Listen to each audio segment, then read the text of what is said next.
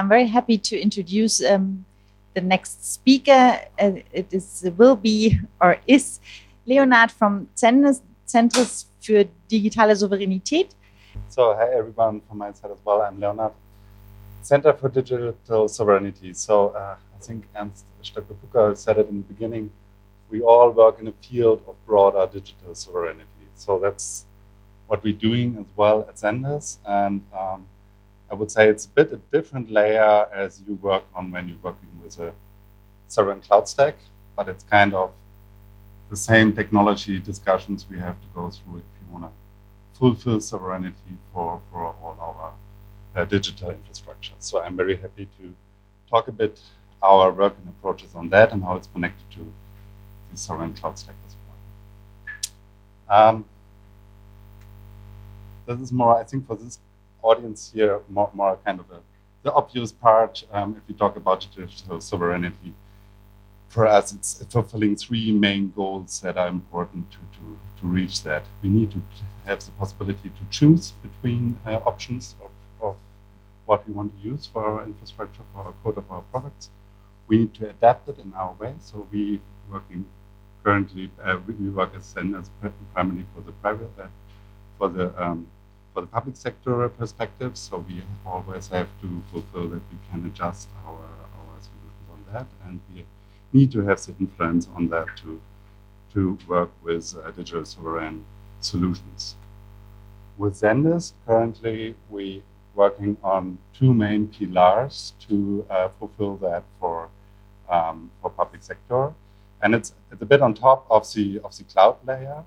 Saying the one thing we need to address right now is the products that are widely used within public sector infrastructure and work. So one of the products we currently have a focus on, you might have heard about it, it's the openDesk. So it's a layer of the general daily base tooling that is needed to fulfill the service needs of public sector.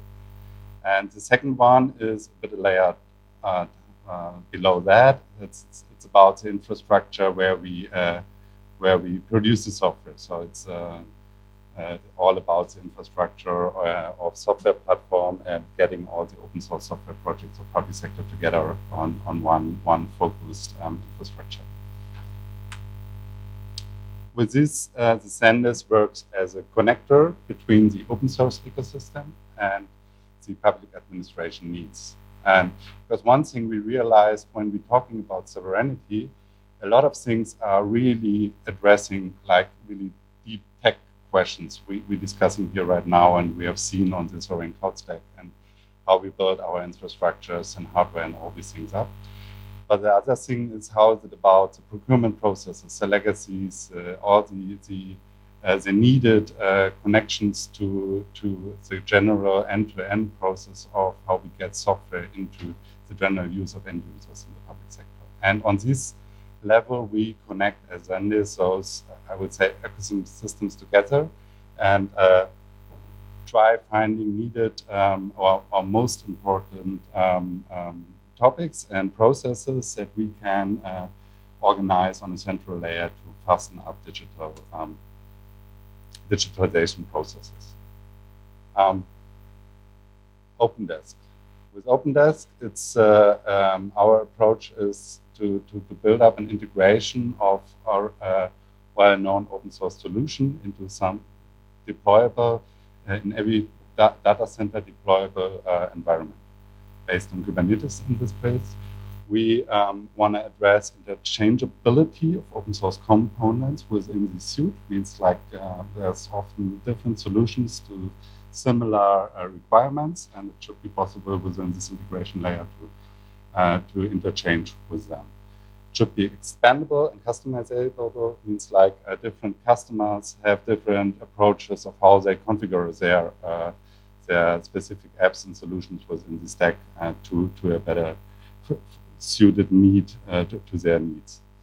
And yeah, for sure, all of them on down that we need to fulfill the general rules and requirements on IT basic protection.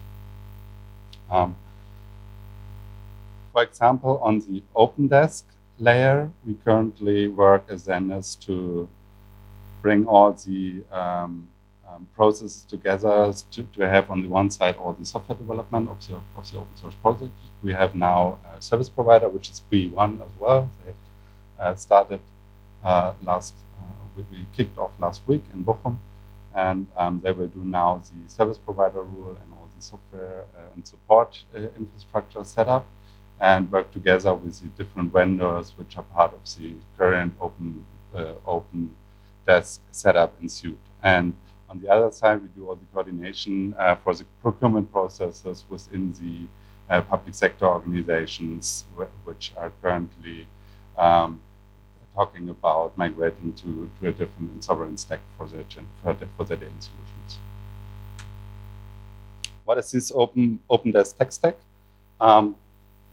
First of all, it's an integration, I said it, of different products which are widely used already, also within the public sector. But it's so you all know these tools: Nextcloud, Wiki, OpenProject, OpenExchange, GT, and many more.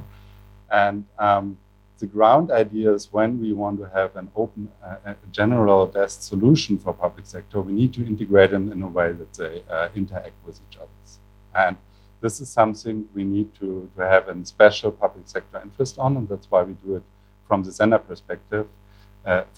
perspective, and working on doing that on this openDesk platform layer. The openDesk platform layer is basically Kubernetes with Helm and parts and Docker integration from the different components that are included in it. For the tech stack, it's also for you all mostly very common tools and users, all about Kubernetes and documentation, and also for sure we doing proof of concept and connecting to sovereign cloud stack and analyzing that we are able to roll out openDesk on Kubernetes cloud stack as well. For now, we started in March with the ZenDis to take over the project. So it's like half a year now that we set up the teams in Bochum with ZenDis. I started there as well at March. We have around openDesk, around 30 federal departments, which are in kind of an test operation phase. We as ZenDis work since 8th of April full daily on the openDesk to fulfill all our daily needs with that. That's kind of a good way to give a lot of insight for the developer communities as well, where it's not working, where we have UX problems and all those things. One thing with these 30 federal departments we already realized is if you have a suite like an openDesk, and it might be very similar to something I heard about the SCS stack on the next layer. So if you have different perspective on using such a suite and an integration, you need to have the possibility to configure them in a way that they fulfill your special needs of project communication and cooperation. For example, we have federal departments which are more focused on international cooperation projects. Others are more using the complex file structure and work with that. Again, others are more on the community forum aspect, and for sure, one of the core aspects is the Office suite. So it's very important that openDesk supports the possibilities to reduce to your special needs and configuration what you are getting out of the suite. And the second thing is, if you're talking about integration, the UX plays a really, really big role, because we will only be successful when it's working day by day for the end users. That's a normal thing. It's the same when we're using technology tools to develop, so it's the same for tools we want to use to migrate into more sovereign technology. So that's what we're working. You see down there with the UX and getting more integration of and better integration of UX from all the different components. This is We currently working on our rollout plan. The first one, the openDesk Community Edition. It's a full edition, which is always available on OpenCoDe. So we have the platform OpenCoDe, where the open source will provide. SCS is there as well with all their components and platform. And you can just, if you have a Kubernetes cluster somewhere, just get the code there, roll it out, and try and test it. So it should be as easy as possible. And if not, please get back to us with feedback. We want to make it more and more easy to get those things running. And it will be also in the future always available. Because one thing about sovereignty we're talking about, there are many actors within the public sector saying, okay, I really love this openDesk, but my need is I want to run it on my submarine, I want to run it on my cellar, or whatever. And we want to address those approaches by just, this is open source, and it's you can always use the current upstream version and community version on it. So this fulfills the independent installation part. Then for sure, there are many actors in the public sector who are not able to have a software as a service, to have an own infrastructure. So we address this by offering software as a service with the openDesk Enterprise Edition. Also, we add a lot of, for sure, software license agreements and support and all these things, what we're doing with V1. And adding around that scalability and enterprise features that's all around the hosting infrastructure. We will launch this on October on the Smart Country Convention this year, and we'll see how it will proceed in the future. And sure, if we talk on this layer of sovereignty, we need to talk about public sector more secure environments. So that's one of the big topics for us in the future. But also, there is a lot of hyperscaler infrastructure, and we can't really ignore that. So is there a chance to have a confidential cloud rollout even on that systems and provide within hyperscaler infrastructure sovereign technology? It's more adding to what is there on infrastructure and always as a possibility to switch. So for all here in the room that it's obvious, but again, going a bit deeper, if you're talking about sovereign products, we're talking about the software supply chain for sure, and how can we set them up as sovereign as possible as well. Because if we produce still our stuff on GitHub, Microsoft, or Amazon AWS, we might have challenges of declaring on a public sector perspective, they are sovereign. At least we need to find a way to have an option to choose between things. And that's why we have OpenCoDE, which is the infrastructure layer at ZenDis, where we say we address the general software development lifecycle and also create a place where we can collect all the open source software from the public sector and prioritize them with the needs of the public sector.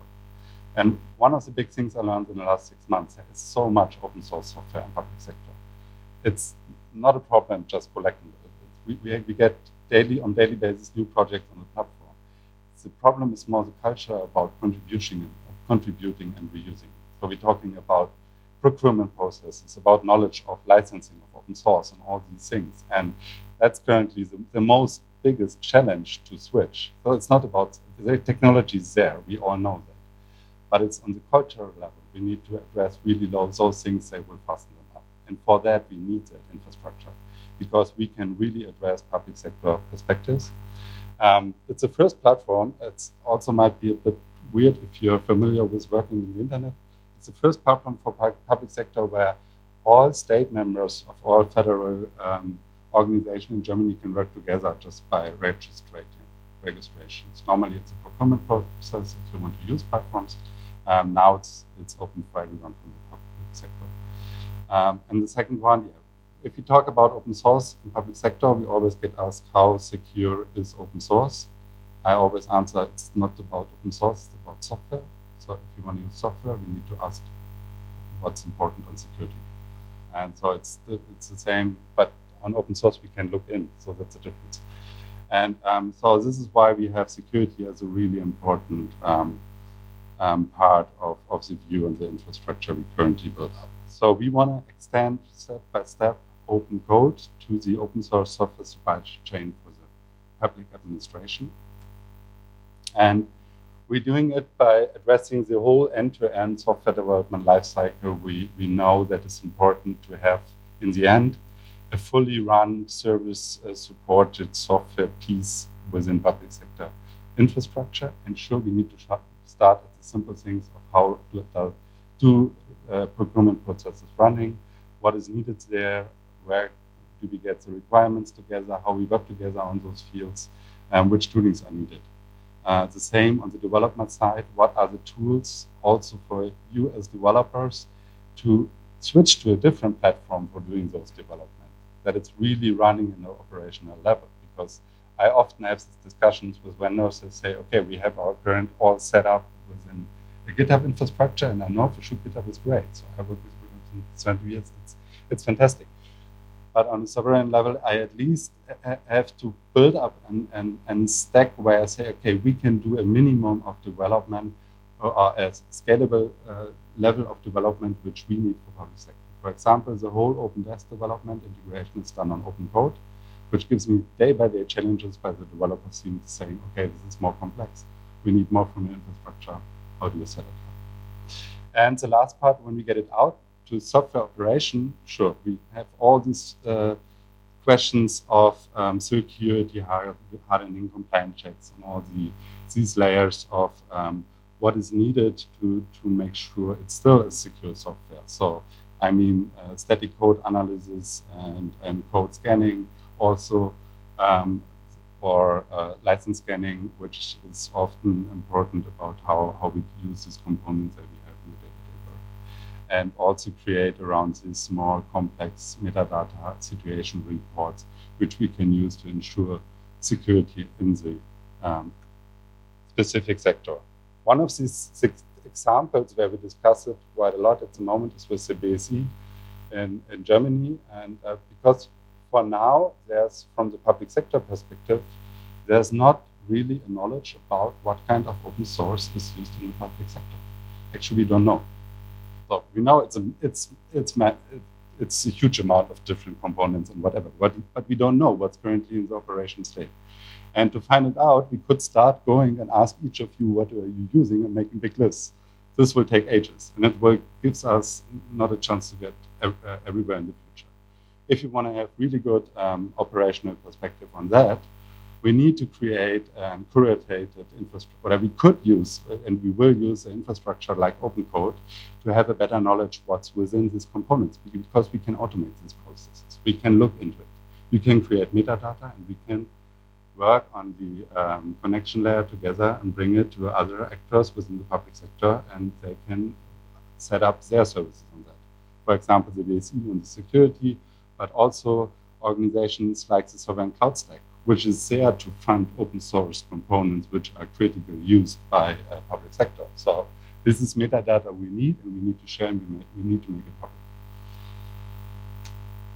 So some more counts on the platform that you get a bit of a feeling where we are right now. We are right now 4,900 users in the platform. It's a step-by-step increasing rate per month. We also look at activity rates, so we have kind of for now a good activity rate for at least 25% worked there in the last 30 days. But for sure, we want to increase it in the future, and that's why we address a lot of projects currently. What do we need to put on the roadmap that this tool can be more a day-by-day tool for software development technology in public sector? And on the project side, currently we get around 90 new projects in the GitLab per month. So it's like side projects to currently existing open source projects of public sector. It's also, we have projects which are mainly focused on architectural specifications and discussions. For example, we have the architecture guidelines of Germany getting discussed on the platform, which is mainly about which IT components are used within the public sector. And the feature set, it's obvious for you, all you need to do day by day in security work. So how can we get more into automated license scanning, security vulnerabilities, set up warning systems, but also bring these information, I think, translated in a way for the procurement processes. Because I cannot come up with a big OSPOM list and ideas to someone from the procurement departments. They want to have a really fundamental report which they can use and have its first step of knowledge about how secure is the software, and then the next step going to the specific IT departments and say, okay, these are the details. Please have a look at it and prove it for me. The second range is all this around collaboration.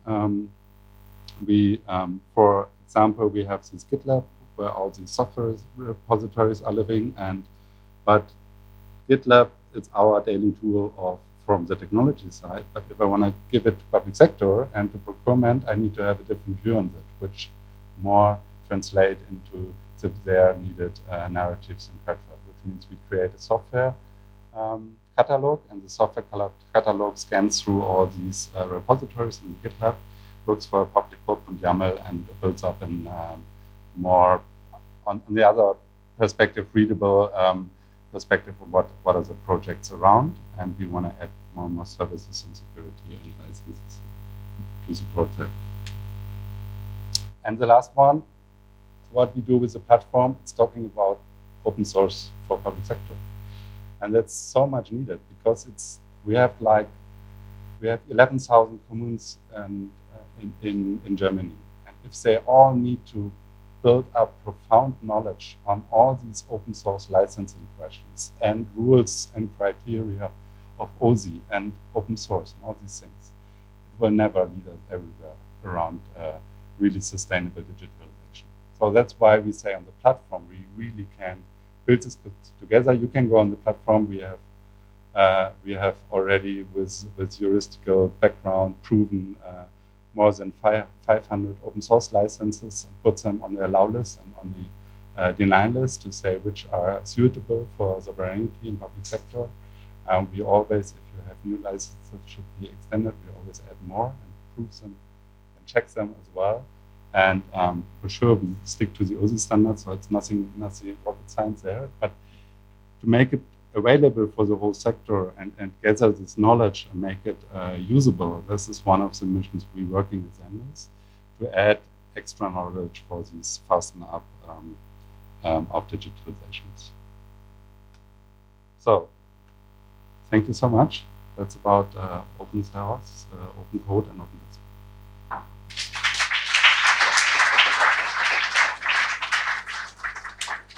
Thank you very, very much. I saw a raised hand. Was it a question, Martin?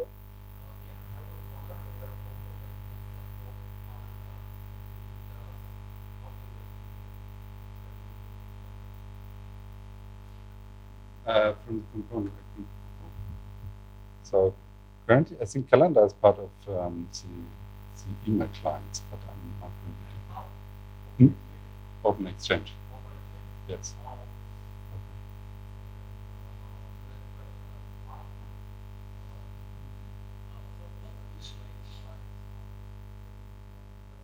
To openDesk, to try the openDesk cluster. So if your organization from public sector, you can go to opendesk.eu and just ask for a demo registration. That's one of our current ways. But it's still, as we are launching in October, it's still not, we don't have a good demo environment now just by clicking from the outside. If you have a Kubernetes cluster, you can just go to OpenCoDE and roll it out on your own Kubernetes cluster, try it out. So that might be two options to go. Cool. On the last slide, you talked about open source awareness in the public sector, and that's something I've seen myself as a challenge. Yes. I see some public sector organizations, they have in-house software development, leading up with professional development by software engineering practices, but by people that understand requirements extremely well. Yes. So the result is actually not bad software. And typically have never heard about what open source even is or what that open code is. Do you have any ideas or thoughts how we could get them and talk to them and maybe get them to appreciate what they're doing and maybe connect them with other to build a community? I think with OpenCoDE, the community perspective is quite a strong one, especially because of this. There are many open source solutions. There is a lot of technology which is not visible. We need to talk about it. So what we currently say at OpenCoDE is we are more a community of many communities. And we want to make, through this platform, more visible what is there and how is it usable. So For example, if you are part of an IT administration within a public sector organization, so far maybe didn't work so much with specific open source software. It might be more from the cultural level important in the future to in your procurement process of the IT and digitalization strategy to look up at OpenCoDE and see what is there. Is it maybe usable as well? But we need to make it step by step more and more easier to have a look at that. The question about the demo is a really important one. From my point of view, I would have an OpenCoDE infrastructure in the future where it's clear for everyone what kind of template of Kubernetes cluster do I need to address that you can add on OpenCoDE, that we can add on OpenCoDE like a demo button and just push it for some hours in a public sector infrastructure Kubernetes cluster or in an SCS cluster, showing this is a good piece of software for public sector. You might recognize it and address this with your needs. So I hope this answers a bit, but it's between technology and community, and I would also say policies, and yeah, it's a big strength. Thank you. Actually, the problem starts moving forward. Strange construction of the IT planning concept of the planning stuff. And I'm starting to write into one of the 1.0 document Kubernetes and Erlang, which is that level quite unusual to pre-describe describe two like that. And as I noticed now, as in another project, nobody has like nobody is reading this planning council documents, and therefore what is unknown is unknown SCS is unknown, and actually it's a governance problem on the very. It's part of the thing for sure. Yeah. How important is sovereign digitalization for us as society? How do we fund it? Do we have a political background in it? That's right. Yeah. I agree on that.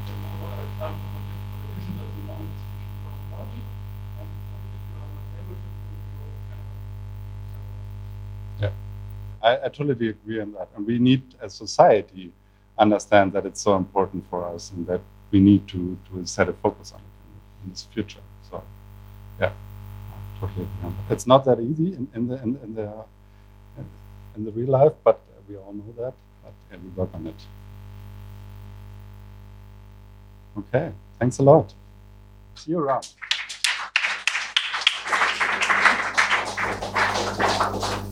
Thank you very much